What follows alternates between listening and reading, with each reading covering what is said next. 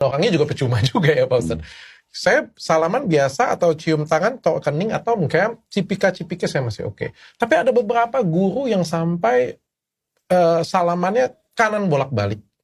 Sampai mencium dada. Bahkan sampai diajarkan untuk menghirup. Bukan lagi mencium, tapi harus sampai menghirup seperti itu, taruh di kepala. Bahkan kemarin juga ada viral, jalannya tidak boleh membelakangi guru. Jadi jalannya itu harus menggunakan lutut, bahkan tidak menggunakan kaki, Pak Ustadz. Itu sebenarnya kalau dalam Islam sendiri bagaimana, Pak Ustadz? Panutan kita Rasulullah SAW.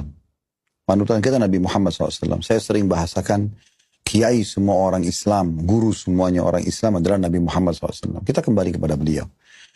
Bagaimana sahabat bermuamalah dengan beliau? Beliau tidak pernah menyuruh misalnya sahabat, kalian tidak boleh pada saat bertemu saya lalu membelakangi saya. Para sahabat datang salaman biasa dengan Nabi, mereka pamit tinggal jalan. Tidak ada sesuatu yang berlebihan kayak yang terjadi sekarang itu. Walaupun itu dikatakan, oh tapi ini kan menghormati guru, yaitu hak orang berpendapat ya. Tetapi jangan nanti citrahnya, kesannya, kalau tidak begitu berarti tidak hormatin guru. Itu nggak benar. Itu nggak benar sama sekali.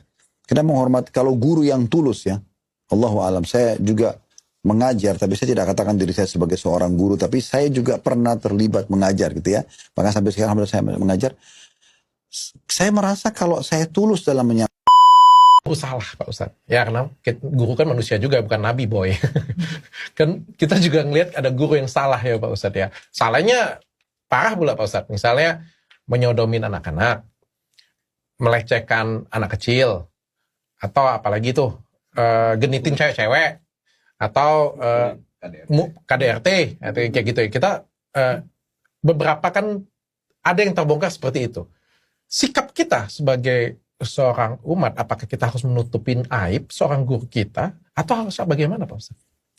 Tanya diri kita sendiri begini, setiap ada terjadi pada diri seseorang sesuatu, ada hubungannya sama saya nggak? Kalau nggak ada jangan ikut campur. Gitu.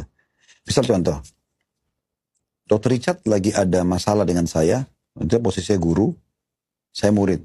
Saya ada sangkutan uang nih, Dr. Richard pakai uang saya. Dan uang itu digelapkan dan segala macam. Ada hubungannya sama saya. Oke, saya ngomong, saya harus ingatkan. Tapi kalau tidak ada hubungan sama saya, seorang guru di pesantren mensodomi, maaf ya, murid santrinya di pesantren itu. Kita nggak kenal dia, kita nggak tahu siapa dia. Kita nggak tahu cerita yang sebenarnya, di media sedang tersebar itu. Masih butuh pembuktian di pengadilan dan segala macam. Kita nggak pernah tahu. Apakah betul terjadi?